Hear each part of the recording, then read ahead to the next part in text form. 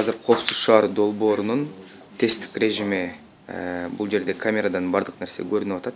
Тагыраагы Бишкек шаарындагы Азамат авто унаа сатылган базардын алдында камера турат. Мына ошол жерде унаалардын бардыгы өтүп атат трассадан, жолдон. Күтүп атабыз кийинки унаанын өтүшүн. Биз тартып аткан унаа жок болуп калат азырынча. Унаа негизи көп эле. Буга чейин тартылып, мына мыйзам бузган, тагыраагы жол эрежесин бузган айдоочулардын унаалары. Мына кетти унаа.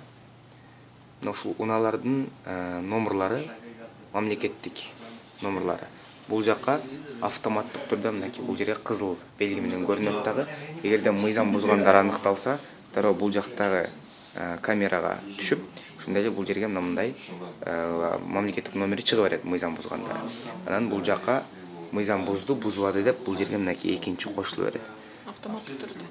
Автоматтык түрдө. Бул кызыл менен белгиленген мыйзам бузганы. Мынакей ал жерде 60 менен айдаш керек экен негизи. Бул жерде айрымдар 69, 70, 61 менен айдады. Алар кызыл менен белгиленип калды.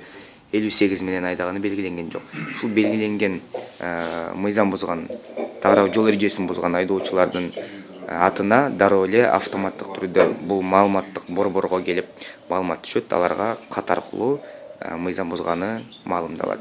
Алар 30 күндүн ичинде мыйзамга ылайык өзүнүн айып пулун төлөш керек.